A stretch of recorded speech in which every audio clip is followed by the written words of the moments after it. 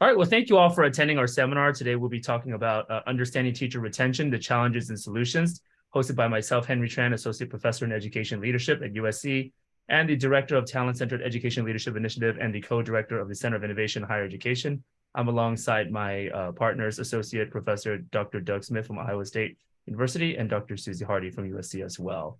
And so Dr. Smith and I are editors and associate editors of the Journal of Education Human Resources, where he spent almost a decade researching teacher recruitment and retention issues, particularly in South Carolina. Suzy leads our leadership preparation program for school principals and is also a partner researcher for us with a lot of other work. She also is coordinator of the EDS program for superintendents into district level leadership positions. So thank you so much for attending. Today's focus is interesting because the last module when we had our sort of panel discussion, we focused on recruitment issues. And that I feel like gets a lot of the attention in the media. It's often sort of like, how do we bring more people into the profession? How do we attract people? But, a lot of research suggests that one of the reasons why we need to keep focusing on recruitment is because we also have a retention issue. And that, in fact, some research suggests it drives 90% of the demand of basically that the need to constantly hire. And so today's conversation it's a related issue, but it's not exactly the same. It's how do we keep people in the profession or in the specific schools once we kind of attract them. And so we've been doing this work. Today's session will be the fourth session that we have conducted on behalf of the Center of Innovation in Higher Education, where we convened an open dialogue. Actually, it would be the fifth if you count the AR. We did one an ARA presentation as well. Tim was there, Doug and whatnot. So this would be the fifth session that we've convened open dialogue with the public in sort of a symposium seminar style. And so our education talent management seminar in 2017, that's what I have on the screen right now, was our first one where we brought people together to sort of talk about this issue of teacher recruitment and retention and to begin a community conversation for dialogue and making that connection to research and practice and illuminate the conditions of sort of teacher recruitment and retention issues in the Palmetto State. In 2019, we hosted a 2-day special focus seminar session specifically on rural recruitment and retention. And we invited scholars from across the field, including our keynote speaker, Dr. Richard Ingersoll, who is a leading authority on teacher labor supply issues. The recording of those can be found on the Talent-Centered Education Leadership webpage. Since then, we synthesized our work, invited experts and about various aspects of the status of the teaching profession, particularly in South Carolina, to contribute to this book, How Did We Get Here? The Decay of the Teaching Profession. We then appeared on various forums and outlets to share our findings with a broader audience to really shed light on nuanced understandings of some of the challenges and opportunities associated with the teaching profession. And then earlier this March, we convened a teacher recruitment panel over Zoom, which was the first part of this 2-part session, this being the second part. And so today's session will include a panel of experts from various aspects of education, including practitioners and scholars, to further illuminate our understanding of teacher retention issues. We have some of the panelists from last time around, and then we also have additional panelists who could not make it with us last time, so we can have a more full, robust discussion. Actually, I think we have all the panelists. So we have a full deck today, which is super awesome. So Doug, why don't I pass it to you to introduce everybody, and then we can go ahead and begin. Yeah, absolutely. Thank you, Henry. Again, I'm Doug Smith. I'm an associate professor at Iowa State University in educational leadership, formerly at the University of South Carolina. And we thank you all for joining us again to engage in these rich discussions over the next about 55 minutes. So our panelists today, I'll just start at the top of our list. We have Barnett Berry. Barnett Berry is a research professor at the University of South Carolina. He's also a senior research fellow at the Learning Policy Institute, and he's a contributor to the book, How Did We Get Here? The Decay of the Teaching Profession. We're also joined by Lisa Ellis. She is a founding member of SC for Ed and currently a teacher in South Carolina at Richland 2. Patrick Kelly is representative of the South Carolina Teacher Recruitment Retention Task Force. He's also a teacher in Richland School District 2, and he's also the Director of Governmental Affairs for Palmetto State Teachers Association. We're also joined by Candace Bethea. She's the superintendent of Marion County School District. And lastly, we're joined by Tim Monreal. He's an assistant professor at the University of Buffalo and a contributing author to How Did We Get Here? The Decay of the Teaching Profession, and formerly a South Carolina educator. So without further ado, I think we want to jump into our line of questioning. So we got a series of questions that we have for our panelists that will target each question to a panelist or two. And some questions open it up to the broader panel. And then at the end of our discussion this afternoon, we'd like to make sure we save some time for questions from the audience. So if you have questions, make sure you jot them down as we're working through the sequence of our discussion. So first, I want to start with this question for Candace. Sure. So, yeah, sorry, Henry. Sure, Candace. National statistics suggest approximately 14 to 16% of teachers leave their schools. From your perspective, why do you think teachers are leaving their positions and also the profession? And how has that been affected by the post-pandemic environment and the great resignation sort of phenomena? Absolutely. It is very unfortunate that we do have droves of teachers that are leaving yearly. If you look at the CIHE reports, the supply and demand report, each year the numbers just get more and more daunting. In our district, we do a lot of surveying. I do a lot of exit interviews as well as stay interviews, just to determine what exactly are the things that teachers are focusing on that will make them stay in the profession or that are making them leave. One of the things that we hear on a constant basis is the shared responsibility is no longer there. Teachers feel that they have 100% of the accountability of educating children with often very little support from home. And we know that we cannot choose or help the circumstances that children are born in, but in the same token, making sure that educating children is seen as a partnership and not all of the responsibility is just in that classroom. And so often, especially since the pandemic, seeing many children more emotional and mental health issues, teachers now are having to become not only just teaching the standards, they're having to be counselors, they're having to be behavioral specialists. And so it's just a heavy load that they're feeling and just needing support from the home, from outside stakeholders. I often say it takes a village, and that cliche rings more prevalent today when we are seeing more children with more issues that are coming into the classroom. And so that accountability piece is tremendous for staff. I think that we have great teachers in our schools in South Carolina, but the teacher alone cannot bear the entire burden. And so that is a major factor. Another factor, unfortunately, that teachers speak to, the support from administrators. I started in education 26 years ago, and I do know as the generations change, the mindsets and the way that support has been given has changed. Teachers want to make sure that they are supported in classrooms. And we have to make sure that administrators realize that it is a buyer's market in education right now. There is a teacher shortage.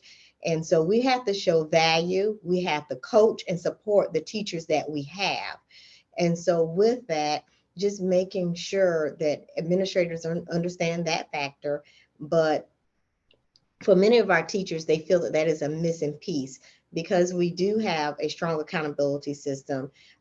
They view it as more compliancy and not necessarily support. And there is a major difference between compliancy and support. And what our teachers want, they want support. We know that we have the compliancy pieces, but if you get the environment right for teachers, then the compliancy pieces will come naturally with the work that they're doing. Another factor that teachers often speak about, a lot of our generations now of teachers, they want to do more beyond the classroom and teaching. And so we have to do a better job of building that capacity in teachers and letting them have leadership roles, making sure that they understand that our main priority is that classroom, but you may be able to be a grade level chair or department chair, or you may be able to be able student government, but making sure that they're getting opportunities to build their capacity inside the classroom as well as outside of the classroom. So Overall, I will say the most important one though is the accountability. Teachers just want shared responsibility in educating children. Thank you so much, Candace. And just some of the, and if anybody has any sort of comments in terms of the panelists and they want to chime in, feel free to. But sort of the takeaway points I heard from the two big ones in terms of like what we took away from that is our research has shown that, and a lot of research has shown sort of administrative support is considered the most important factor, especially in school factor in addressing teacher retention. And in fact, in a lot of studies, it actually clips things like salary.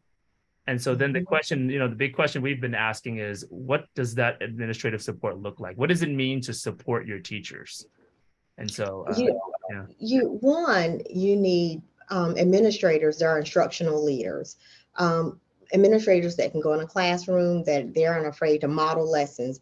They're not afraid to have those tough conversations. Administrators that are visible is the number one factor that I hear. You cannot operate a school sitting in an office. I will say I've had great experiences in education, and one of my first jobs in administration was in Richland too as an administrator. And our school had a rule: every classroom, every day. And I preach that to every administrator that I have contact with. Every classroom, there should not be a teacher that leaves a building where they have not seen someone on that administrative team, and not going in evaluating, but popping in just to say, I'm here, I'm visible. It is hard to make decisions about classrooms when you're not in classrooms. Just as my role as superintendent, there is never a week that goes by where my feet are not in multiple buildings in our district, because I can't make decisions at a district office if I'm not in schools seeing the work that is being done or the needs.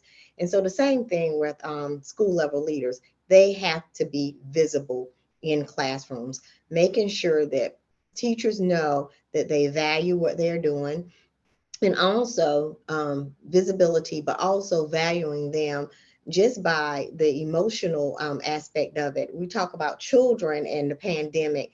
We've seen an increase in the emotional state of our teachers. And so making sure that principals are savvy and providing SEL activities for teachers, for their staff, and having those moments and showing that value. So that is the main part of that support. And of course, the instructional support, making sure that teachers have the resources that they need, whether it's their physical resources, whether it's facility resources, whatever that support is needed, that it is there, or that they connect them to, whoever can provide those services. Thank you so much. Yeah, and then the other takeaway point, so when you mentioned the issue of sort of mental health and students sort of with challenges of that, there's a phenomenon known as vicarious trauma. Maybe you've heard of it, where it's just the idea that it's kind of an invisible thing, but it's like, it's not me experiencing it, but because other people I'm with are experiencing it, I'm almost adopting it. It's the pressure is leaking onto me, or like sort of contaminate, well, not contaminate isn't the right word, but sort of influencing me as well, and I'm catching that. Doug, you want to move on to the next question? Yeah, absolutely. This question is going to be for Lisa. Lisa, it's good to see you again. Some critics argue that the media coverage and stories on the difficult working conditions and low pay of teachers is making the teaching profession unattractive and discourages people from even staying in the field. What's your response to that? What's your take on that critical? Good afternoon, everyone. It's good to see you again. I think that is an interesting question, especially from somebody who used to teach journalism, and talk about how, our media has moved to sound bites, right? So you're never able to hear the full story.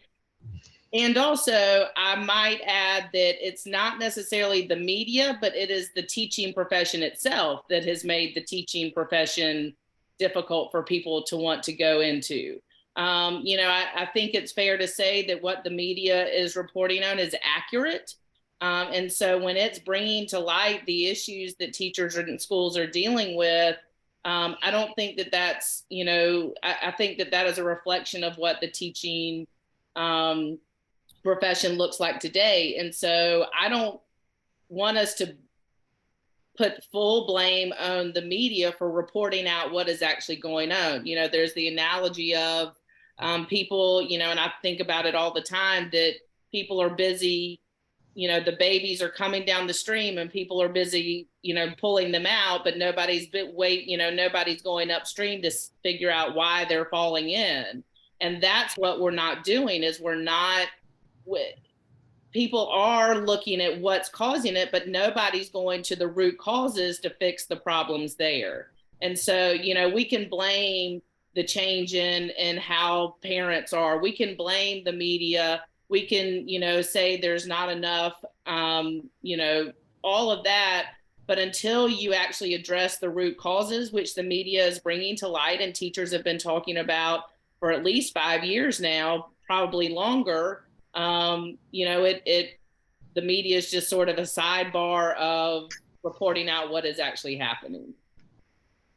Thank you so much. Yeah, that question came about because there are sort of a panel of sort of professionals who argue that the media is spinning this negative narrative of the teaching profession is making people not want to consider it and not want to stay into it. And so, you know, and they report things like, you know, we do surveys and there's a lot of people who say that they don't want to stay, they want to leave, but many of those people actually end up staying. And my thought is like, it's still not good to have a bunch of people say that they want to leave. Like they're just looking for an opportunity to leave. So even that is in the problem in itself. Thank you so much. Barnett, many teachers who ponder leaving the classroom end up not doing so, but it's still concerning, as I mentioned, that there's so many people who feel stressed and burned out and eventually do leave. Is it possible to address something like this through policy? Is this a policy amenable problem? It absolutely can be addressed by policy. And first got to say hello to so many good friends, JR, Al, Lisa, and Candace. You could not be more right. The only challenge is everything that you cited, Candace, and everything that Lisa has cited so far is well ensconced in the literature and has been for decades. Let me first say about how and why policy can and must work and what it might look like in very short order. First, I may have said this last time, Henry. If you look to the top performing education jurisdictions in the world, Finland and Singapore come to mind. Estonia now is up there in the international rankings. They all have very low teacher turnover rates, particularly of Finland and Singapore. 3% max in those two countries alone. And if you look at how they develop their teaching profession and develop systems of teacher leadership, Candace, Lisa, and space for teachers to learn from and with each other. Patrick Kelly's done so much to try to get a few more minutes of planning time for elementary school teachers. Well, in Singapore and Finland, it's 10 to 15 hours a week of joint inquiry that's baked into the schedule, to the day, to the week. And what makes for this policy and how do they come about to create it? Henry, they learned it all from us American practitioners and researchers. We just do not implement what we know how to do. The first thing we have to do is create transformative learning environments so the adults get to know the kids better. Looping, advisories, flexible schedules. We've got to create policies that really encourage and incentivize that. We can create policies by thinking differently about all the FTEs that we have in the system so that more teachers have time to learn from and with each other and work closely with the allied professionals in the social and healthcare sectors that would allow them to really make progress with those colleagues in serving kids' needs. Lisa, nothing gets a teacher more stressed than working with kids who are highly stressed. So we've got to do something about those environments. We actually know how to do it. We just don't have the political will to do this at scale yet in America. But I think we still have a chance to get there. Thank you so much, Barnett. Doug, you want to? Yeah. Patrick, thank you for joining us. I think at our last panel, you might have been giving some testimony related to your work. And so as a representative of the teacher task force for South Carolina, we're wondering what is the state planning to do in response to the statewide teacher retention challenges? Yeah, no, thanks for that. And I just want to echo everything everyone's already said. But to Barnett's last point, like I hear the 10 to 15 hours piece about Singapore and Finland. He's right. Like if you look at the Thales International Teaching Survey, American teachers get drugged through the mud compared to the rest of the world. And I hear Barnett say something like that. And for anyone that knows the old Allen Iverson interview about talking about practice, that's how I feel when I hear Barnett talking about planning. Because I'm not trying to get planning time for teachers. We're just trying to get a bathroom break for teachers. And I can't even talk about planning. We're just trying to talk about the potty. And so we've got to change things up. Like we know what's right, but we don't have the political will to do it. I wasn't here last time because one thing the state is trying to do is to provide teachers with paid parental leave. And that got signed into law by Governor McMaster 2 weeks ago. We become one of a handful of states in the entire nation that will provide 6 weeks of paid parental leave to educators. And that's a huge step forward, I think, from retention. We know that at PSTA, we survey our members, 93% of them said that this would be a significant enhancement to educator retention efforts in South Carolina. But I'm going to be honest with you, there's a lot of pushback on it, a ton of pushback about cost. And it does have a cost. I'll acknowledge that, but we've got to start talking about what the priorities are if we're going to retain teachers, because I can't think of something that should be a higher priority for the state or for districts right now than recruiting and retaining teachers to ensure every student has a high quality teacher in the classroom. And man, if we can't find the resources to give a mama time to stay home with her baby for 6 weeks before she comes back to take care of everybody else's babies, we're just missing the mark. Like we're going to have to prioritize some budgets and maybe not buy some technology bells and whistles, because if we don't have a teacher, the technology bells and whistles don't do anything. So what is the state doing? There was a teacher recruitment and retention task force created in this year's state budget. That task force has completed its work. I was a member of it. We held listening sessions across the state. We heard from a panel of researchers over the course of multiple meetings. Barnett was one of those and gave great feedback. The report from the Teacher Retention and Recruitment Task Force is due to be released by May 31st. So we got like 8 days until that thing goes public. I can't say what's in it until it's public because people get mad at me. But anybody who watched the listening sessions, it's not going to be a surprise. We need to compensate our teachers better. We need to provide them with the respect. We need to provide them with the support, and we need to provide them with the time that teacher after teacher and area after area in the state said. And so the task force report is going to make recommendations that are aligned to providing teachers with competitive compensation and increased respect, time, and support. Thank you, Patrick. And one thing that continually gets talked about is when we think about teacher turnover and shortages, it varies widely by geographic location. So in these discussions that you've been a part of, is there any consideration for schools that have more severe staffing challenges, rural, high poverty, urban, high poverty, and how the state targets resources to those particular schools and districts? Yeah, I mean, that's absolutely a critical need, because teacher shortage is significant across the state, but it's not the same across the state. It is certainly exacerbated in your rural and high poverty areas of the state. Although it's starting to be exacerbated in some more affluent areas like Charleston County, because nobody can afford to live there. So different areas are bringing their different challenges to the table. We already have some policies in South Carolina that are attempt to align to that. We have teacher loan forgiveness programs. There's a rural recruitment retention fund that has been in the state budget for the last 5 or 6 years that allows those rural districts to have some additional funds for retention efforts. There's some promising practices there, but I'll just be honest, I don't think there's enough money behind the program to really move it to scale. Again, I can't say what's in the task force report, but to your question, Dr. Rick Hanashek from Stanford joined us in our last meeting via Zoom and made the recommendation to do exactly what you're talking about for targeted strategic compensation investments for teachers that will teach in our highest priority schools in South Carolina. And I'm not saying something that's not public. The task force was highly receptive to what Dr. Hanashek was saying. So whether that means it shows up in the report or not, I'll leave it to your imagination with 8 days to go. But that was a well-received recommendation from Dr. Hanashek. This Thank session you. is like a trailer for the report. Yes, yeah. I mean, you got to build excitement for education policy recommendations somehow, right. and that's as close as we can get. The PR team, yes. Thank you so much. Now, it's interesting you brought up the rural recruitment initiative. Dr. Smith and I evaluated that particular initiative, and one of the things we found out was that there was a concern from administrators of the lack of sustained funding and the fact that more districts was receiving eligibility of the funds, which takes that pie and split it among more people, more entities. So it's like it's that less. It has potential, but it could benefit from more funding and more sustained funding, sort of a commitment, as opposed to we'll see next year whether or not we have funding to do again. That's the sort of big takeaway we got from that.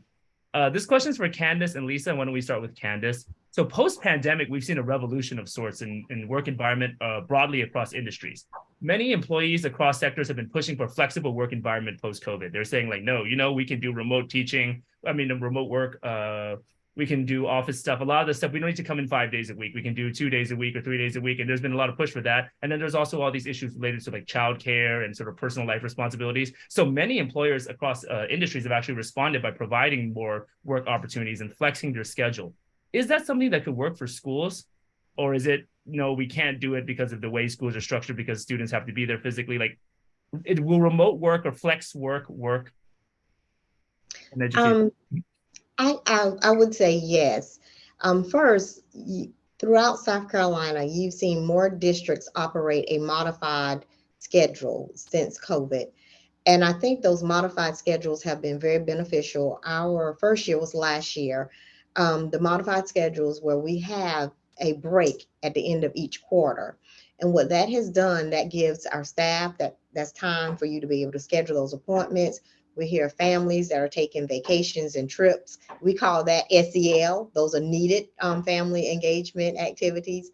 And so even though it is not necessarily flexible in terms of shortening the 190 days of school, but breaking it up so that you have those weeks off has proved to be very beneficial. In terms of the classroom, again, post-pandemic, we are seeing more where a student is absent, being able to still have access to their classrooms via distance or virtual remote learning.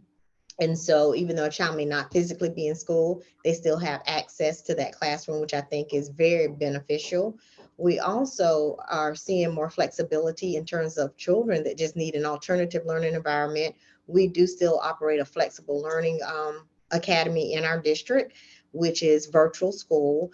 And it's not just for kids who are in alternative school, because we have an alternative school, but it's for kids who just need an alternative environment that may, for various reasons, do not want to be in the brick and mortar sector. And I see more and more digital curriculum that is being used as well. And so the flexibility is very limited, but I think we're in a much better place than we were before. Teachers are able to still connect even when they're not in the building. There are times where we've had a teacher out and we have a teacher that may be down the hall, but that teacher can connect to a classroom, may be able to connect to a classroom that is on the same hallway that may be housed by a non-certified person. So even though a non-certified person may be watching that class, they're getting instruction from a live, certified teacher. So we've been very creative, and technology has played a huge role. Do I think that there are still some things that we could do? Absolutely. But I would say we're in a much better place and being flexible than we were 4 years ago, pre-COVID. Thank you. Lisa, what do you think? Is this something that worked for our industry in education? Absolutely. I think that we got to look at two aspects. Number one, are schools educational institutions, or are they babysitting services? Okay, so that drives the flexibility piece. And are teachers and adults in the school building professionals, or are they just hired help?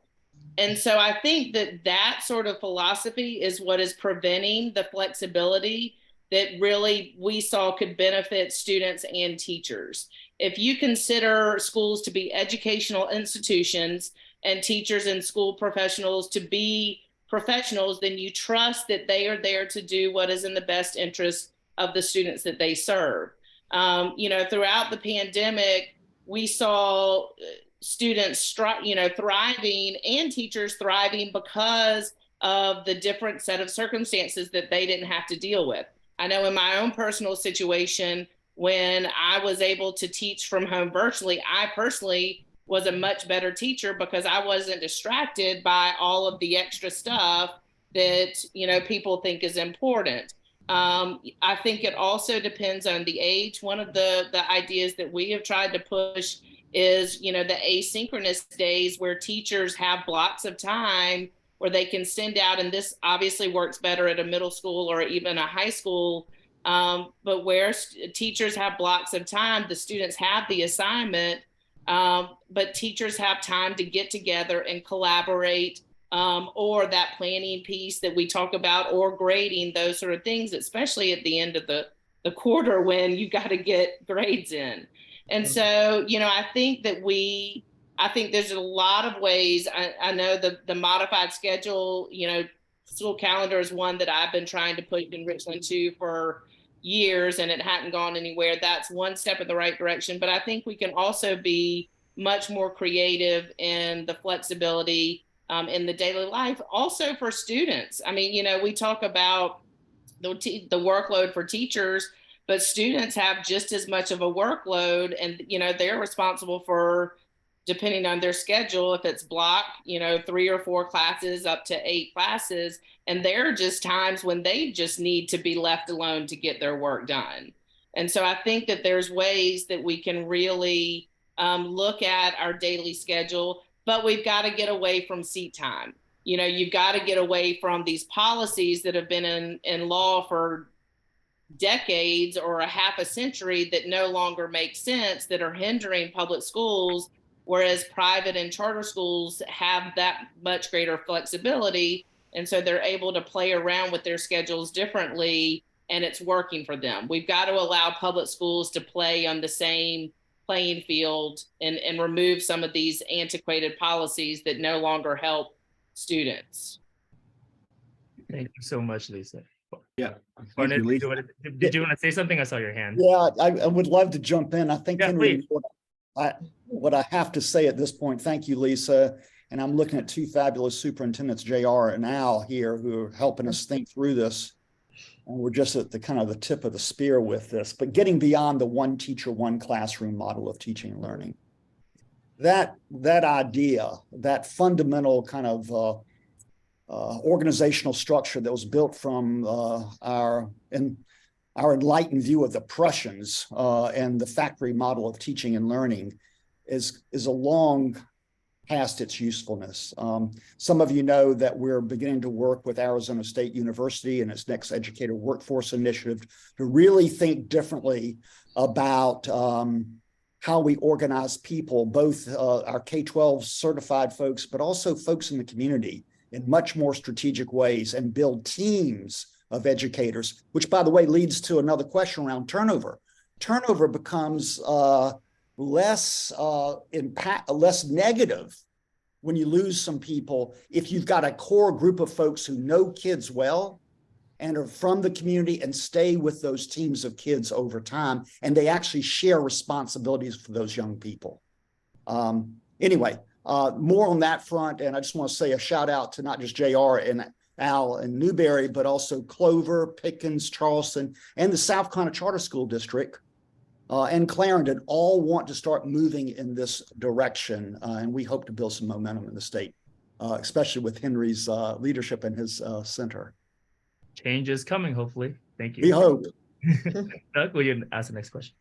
Yeah, absolutely. So this question is going to be for Tim to start with. So Sarah reports that teacher turnover from districts is about 14.2%, with about 6 to 7% leaving teaching in South Carolina altogether in 2022-23. And some would argue that that's really not that bad, since according to the National Bureau of Labor Statistics, the percentage of turnover across all industries is closer to 30%. So what's your response to that, and what would be an acceptable turnover rate for teachers? What should that acceptable rate be? So first, I just want to say that there was a question about administrators earlier, and folks that know me know that I can go to town on that. But I do see a really great administrator, Ryan Poole, who was my principal when I started in South Carolina. So he's actually a good one. But besides that, I'm going to let Barnett maybe get into that number a little bit more, but I want to take this a slightly different way in that, most of my research looks at teachers of color, particularly in the Southern context, that's Latinx teachers. And if we want to think about like what that number is, we have to understand that in 2020 and 2021, 11.5% of South Carolina public schools were Latinx. Latinx teachers stood at 2%. In 2021 to 2022, right, there are now 12.25 Latinx students, and that number is 2.1%. Why am I bringing that up, right? And there's a huge disparity amongst Black and African American teachers and students as well. It's because we have to really aim for that bar and that number to be even higher for those minoritized groups, because if not, we are already at such a disadvantage to try and catch up to that disproportionality, right? And I would say that part of the kind of neoliberal responses that we've used to try and, put Band-Aids on this teacher shortages structurally are making that worse, right? So for example, right, a lot of those Latinx teachers are international teachers. And even though that I know that many administrators would want to keep those teachers around, after 5 years, they can't, right? And so even if we say that we want that structurally, right, we have things that are continuing to make that, right, retention almost impossible for our minoritized groups, right? And so I'll kind of let Barnett maybe talk about it from like a little bit more like higher kind of viewpoint, but I just kind of wanted to bring that if we need to really look at the disproportionality, right, in terms of minoritized groups in the state of South Carolina, right, we have to aim for even higher retention levels because we're facing such a steep uphill climb, right, to make those numbers a little bit more equitable. Yeah, I'll just quickly add, let's not get too sanguine about the 14%. First, that's an average. There are schools that have very little turnover, and there are schools that have very high turnover, 50, 60, 70% a year. And Tim, which kids are in schools with that kind of high turnover? It's kids of color and kids of low-income communities. So that's number one. And to compare teacher turnover, particularly in the one teacher, one classroom model, is shameful to the larger industries where teamwork is so instrumental and powerful and important. So I would just raise a big eyebrow for those who think that 14% in teaching is a tolerable turnover rate. Thank you so much, Barnett. So this question might be of interest to Dr. Hardie, who leads the sort of master's program for our principal preparation. So Patrick and Candace, this question is for you all. We work in education leadership preparation, so we prepare the next generation of school and district leaders. What do you think is paramount for us to get across to our students to help them provide better supportive conditions in order to retain teachers? So we're actively doing this now. What would you want to please stress this to your students? I think first, making sure that education administration students know that there is a link between the leader work and teacher quality, and then there's a direct link between teacher quality and student outcomes. So at the end of the day, we like to focus on the teacher in the classroom, but the leadership has a direct impact on that teacher quality as well. And so what I would tell administrators, one, make sure that you're available for teachers. Teacher voice is so important, making sure that you have opportunities to gain feedback from teachers, making sure that teachers are given time for collaboration and planning together is so important. That is a very key piece.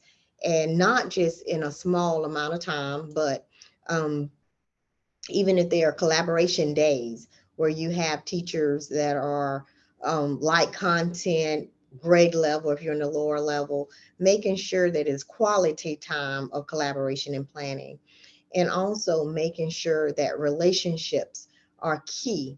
And I say that because you have to have an environment where teachers feel valued, making sure that you have an environment where teachers do not feel that there are cliques within the building, that everyone is important and that everyone is needed.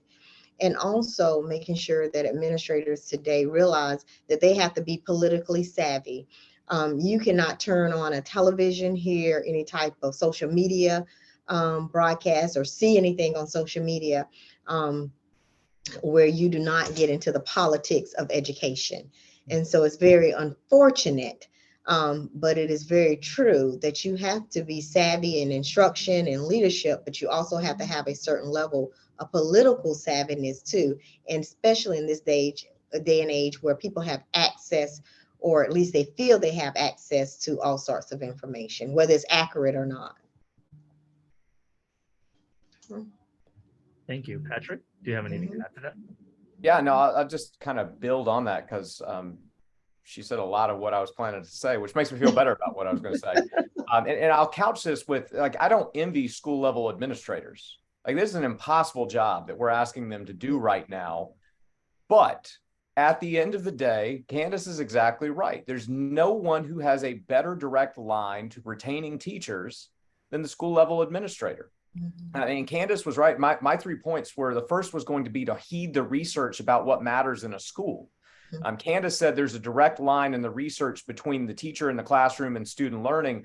I'll take it a step further. The research is unequivocal. The number one in-school factor on student achievement is the quality of the teacher in the classroom. So if you are a building level leader, yes, I'm not terribly smart, but there is nothing more important than you can do than make sure that every classroom has a highly qualified teacher. That is job 1 and job 2 and job 3. Everything else is secondary to that, because if you've got a highly qualified teacher, the kids are more likely to learn, the kids are more likely to be safe, the kids are more likely to have the social and emotional supports that they need. Heed the research. Number 2, listen to teachers. Some of you know that I worked for a year in Washington at the U.S. Department of Education for 3 different secretaries of education, Duncan, King, and DeVos, which is its own great book title in and of itself. And each have their own anecdotes, but the anecdote from Arnie Duncan that I love the best is, Arnie is not flawless. And, when you get to like growth models and some of the early implementation of No Child Left Behind, Arnie's got some problems. But at the end of his tenure, and I saw this with my own eyes, Secretary Duncan, when somebody would bring up a controversial recommendation, he would point blank ask people, have you asked a teacher? And if the answer was no, the meeting was over. Secretary Duncan didn't care what the rest of the conversation was until somebody could tell him that they had asked a teacher and gotten input on that. I'd say the same thing to aspiring school level administrators. Don't do anything until you run it by a teacher. Lisa and I are both in the same school district, and we can both vouch that some of the most damaging things to teacher retention in our school district, if they had been ran by teachers before they were implemented at the district level, they're not happening. But they were done without teacher input, and teachers left. And then the last thing I would say, to build on what Candace said about being political savvy, I'm going to say get politically engaged. We need school level administrators to become advocates. Now, I know that that's dicey, and that's why you do have to be politically engaged, but I'm looking at this screen at J.R. Green. J.R. Green is a powerful voice at state level policy for policies that will help with recruitment and retention. Because at the end of the day, a school level administrator can only do so much if there are terrible policies being forced on them from above.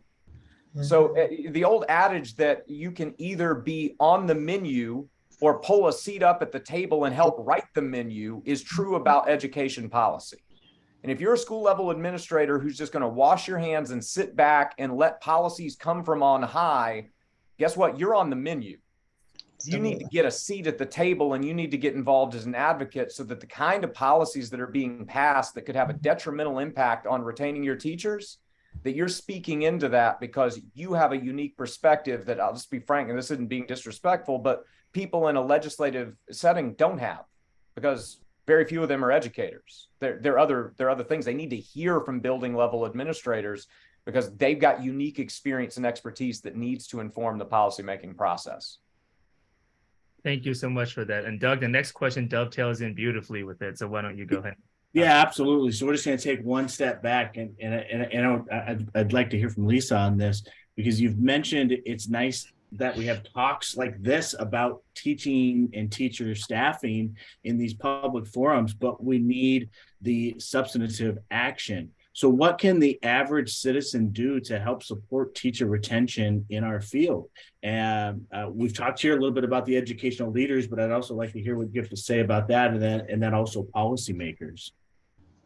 I feel like a broken record. They can vote, but they can vote with education as a top priority. I think we've seen over the last several election cycles that education is not a priority by the voters in South Carolina, and that's really a big reason why we're in the state that we're in. That was one of the pushes as I was campaigning, was to try and get people to understand that public education in South Carolina affects every single citizen of this state, whether directly because they have children or grandchildren, or indirectly because they're driving over roads that are designed by public school graduates, or they're checking out at Walmart by a high school student or college student. It affects every single citizen, and yet we don't make that connection. And when we go to vote at the polls, and I think that is one of the most frustrating aspects is the general public is not connecting those dots, and not enough people in education are helping them do that. I have watched over my 22-year career colleagues and my friends, Band-Aid up what we have not been given as teachers of classrooms, in terms of spending our own money, in terms of, bringing in snacks because our students don't have snacks. And I think we as an educational institution, and this goes from, the bottom all the way to the top of district offices, we have got to stop placing Band-Aids on the problems and making up for what really needs to be handled at the state or the district level. If you're going to give me this amount of money to do, to decorate my classroom, then that's all the amount of money that I'm going to spend on it. And so it's going to look bare. But we have got to stop covering up the problems. Like Patrick said about, school administrators and district administrators being advocates, they've got to get on the same train that teachers are and demonstrate the problems that are happening, that are causing their jobs to be much more difficult, and really jump on board and stop just, hanging the small few out to dry when they're trying to be vocal to improve things.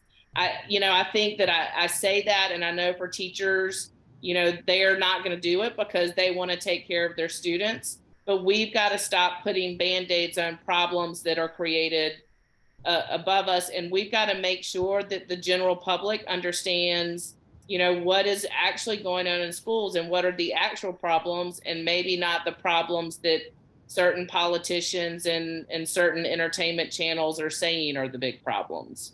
And then we've got to respect their perspectives and listen to them. And South Carolina's got to vote differently if we want to really make any changes.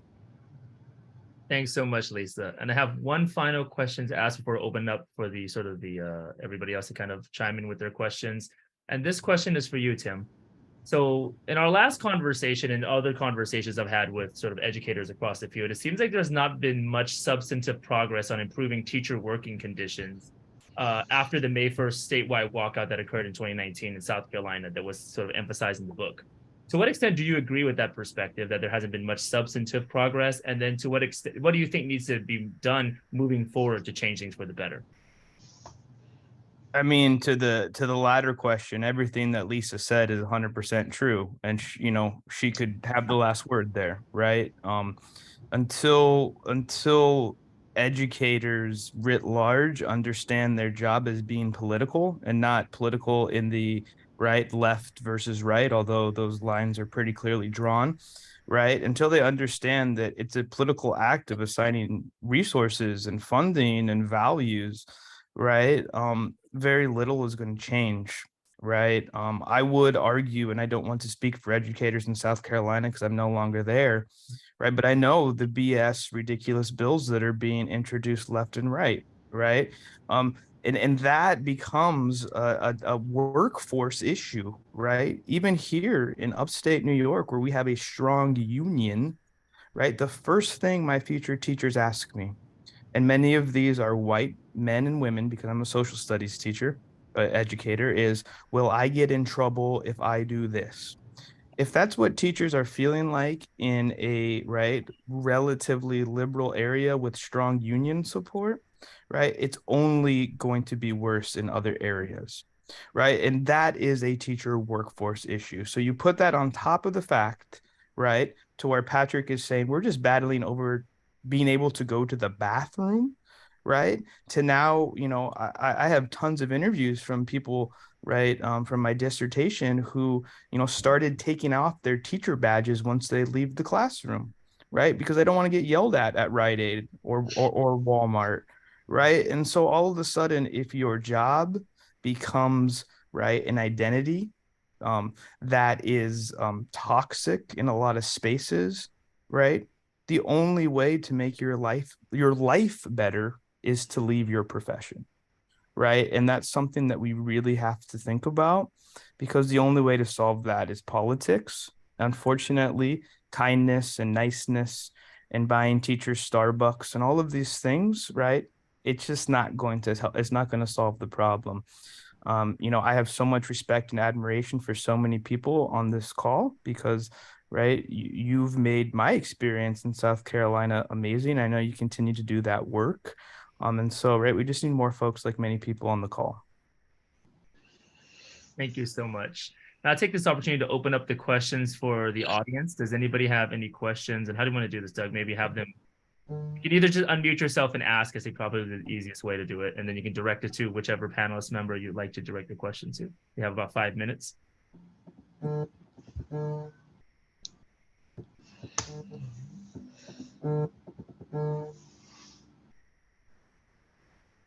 This is just like the classroom. Yes. If not, I have one, but I just wanted to give you all an opportunity to ask. Going once, going twice. All right, let me ask a question. It's just open up and anybody can answer this one. So we think about recruitment and retention initiatives as, issues as highly related. Oftentimes it's the same, lack of support may result in people not wanting to enter the profession. Low salaries will do the same in terms of retention and recruitment. Are there any retention specific strategies or foci areas that warrant our attention that might differ than recruitment? So like this is different than recruitment. Yes, Patrick? Yeah, I mean, I think there's a few, and I like that we're just joining the few. Like earlier when Lisa got the media question, ironically today, Merrimack College put out their national teacher survey. And I think Lisa was exactly on the mark. Like I look at the data in the survey, I've got it on my other screen about the number of teachers that are saying I'm going to leave in the next 2 years. As a current teacher, I don't look at that and go, oh, I hadn't thought about leaving, but now that I see that this percentage of people are leaving, I'm out.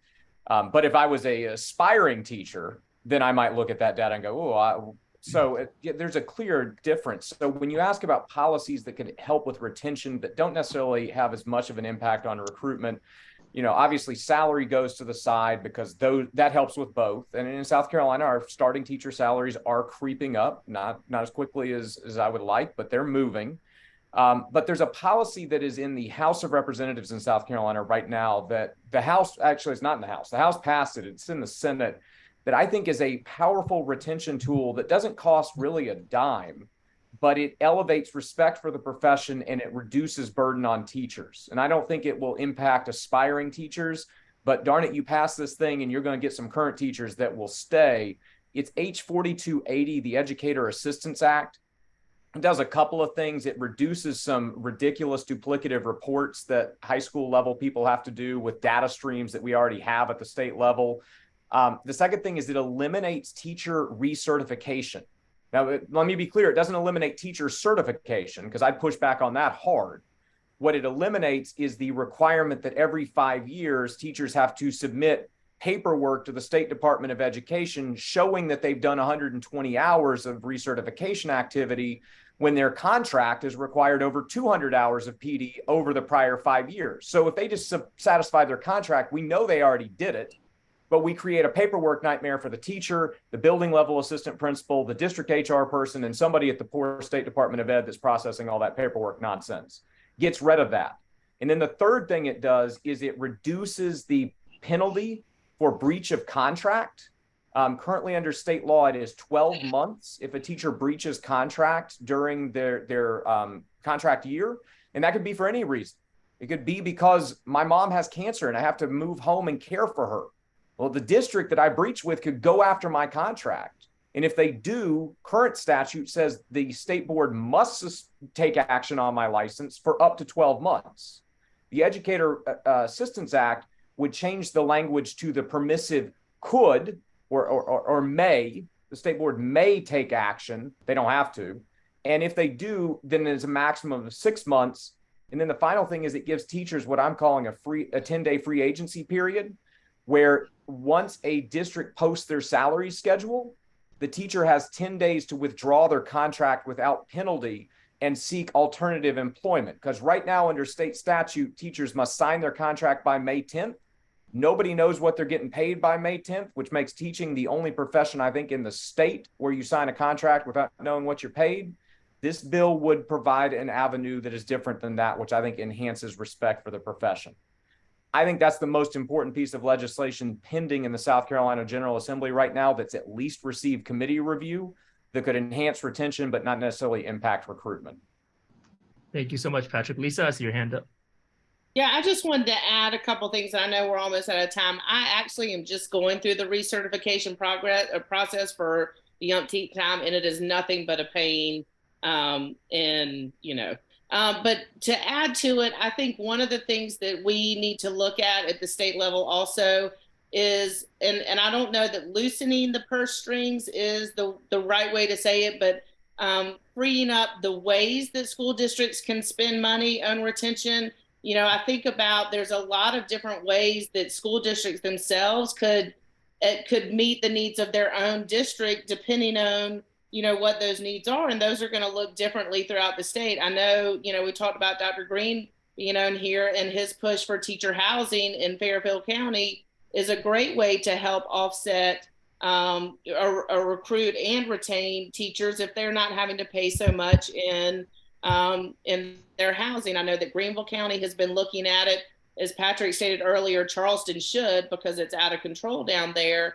Looking at other ways, and it's almost like a district could create a choose your own adventure, because I may not need help with housing, but I may, want to take continuing education classes that the district could pay for to get another degree, or the district could offset money for childcare. All of these different ways that the districts could really work to retain their employees that are dependent on money. But I think that if we could look at the funding piece and maybe not say, oh, you can only spend this money on technology, which, gets wasted in areas where you don't have high-speed broadband because we're South Carolina, and really allow districts to meet the needs of their particular workforce that they are dealing with, because that's going to look different throughout our state. Thank you so much, Lisa. And I'm looking at the time. We are at time. So thank you so much for all the attendees who attended, and also especially for all the panelists who contributed their feedback and information and insight. We went into a lot of detail, I think more fine-grained than the first conversation. We got into specific policies and specific things we can do. And I think, that's awesome. It isn't a repeat of the last conversation. That actually was a value added. So thank you all for your time, and take care. Have a good one. Thank you.